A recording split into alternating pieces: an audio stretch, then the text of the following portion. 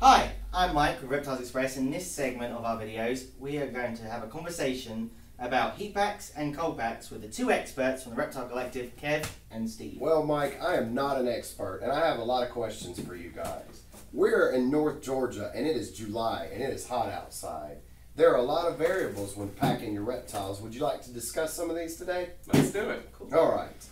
So, how are these crypto packs? What can you give me a little brief summary of what these are? Okay, so Kev, the cryo packs. Cryo packs. See, Okay. I don't even know what they're called. Okay, so the cryo pack, these are actually used in the medical industry.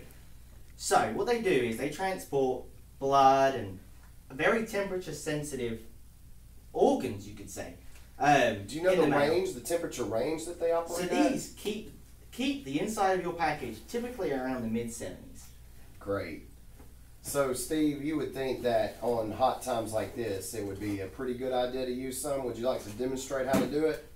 It's all going to depend on your species and the temps, where you're shipping from and where you're shipping to.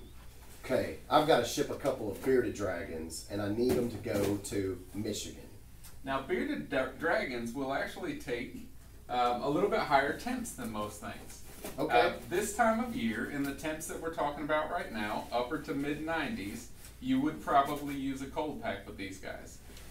And what I would do is I would place that on the top of the thing. Do we want to go ahead and...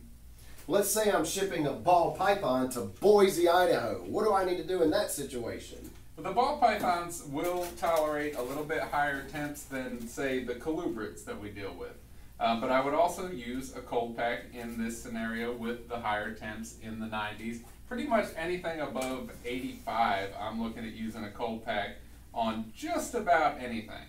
And you said the cold packs will keep it at an operational temperature of around 70 inside the In the package. mid-70s. In the mid-70s. So it won't let the reptile get too cool, but it will stop it from overheating. So better safe than sorry is what we're saying. Correct. That's it. And the way they package their cool packs is it doesn't give condensation. So you will not make it damp inside, you will not make it humid, you will just keep the temperature nice and cool. And why would I not want to get it humid, Steve?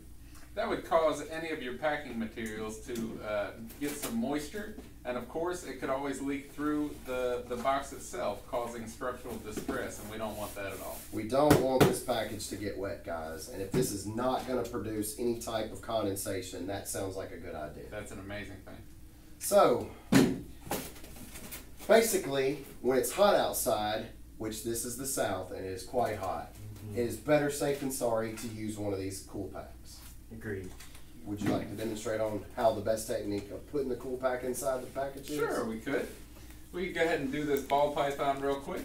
Just like in our other videos, we're going to take some of the paper down there at the bottom. We're going to pack that right down inside here. That's going to give us a little cushion all the way around. Of course, you can fit that ball python right down in the center there. And then utilize that packing paper and material on top of that same deli cup with the ball python. You could actually either put a small barrier of paper towel, or you could set it directly on top if you've got enough cushioning material in there. And we set that right down on top. It's not coming in direct contact with our animal. These things are nice. Mikey, where would I pick up this type of item? Do you know where I can secure some of these? www.reptilesexpress.com. You guys provide these for the consumer. Indeed, and we have same-day shipping from 2 p.m. Eastern Time. Oh, that is a bonus right there, guys. This feels good. Feels good to the touch. It seems like it's going to make my job a lot easier. It definitely is. At the end, we just secure it up just the way we would any other box. Tape it up, place your label, and we move on from there. Now, what if it was wintertime? What if it's wintertime? Okay, there is a big fluctuation between, say, Chicago, Illinois, and Miami, Florida during the winter. We know that. So what would be my best case scenario if I'm leaving a temperate climate, but I'm shipping into a climate that's going to be in the mid to low 40s? Well, what I would look for, I would look at the actual species itself. Certain species of reptile do a lot better in the cold. like this western hognose snake. Colubrids, North American colubrids like corn snakes, rat snakes, these all get down even as low as the 30s and are just fine because they actually brumate or hibernate during the wintertime. So as long as they don't have food in their bellies, you could actually get away with shipping them at colder temperatures. Now anything, either where you're shipping from or where you're shipping to, if it's going to get into the 40s or 50s, even with the colubrids, you're going to need to work with a heat pack. Now, any of the exotic species, you're going to want to look at using a heat pack if your temperatures are going to fall below 70 into the 60s. You might want to use a heat pack, and a lot of it just depends on your species. Something like a sand boa can tolerate really, really high temperatures. So at 70 degrees, if you used a heat pack, that would be just fine. Now, if you were using a heat pack and it got a little warm in there for, say, a leopard gecko, that might cause the leopard gecko distress. So you definitely want to keep an eye on the ambient temperatures where you're shipping from and to.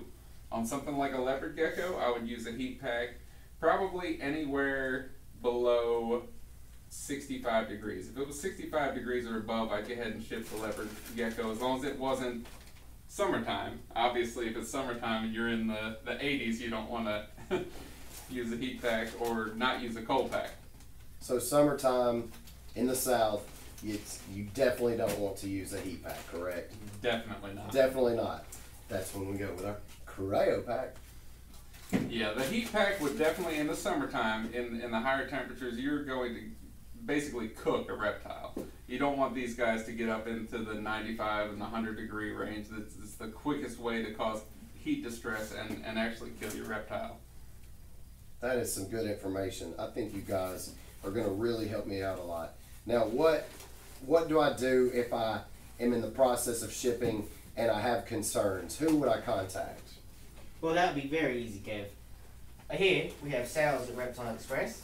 This email here is manned 7 days a week, and we will always check our emails, and we will always be there to help you.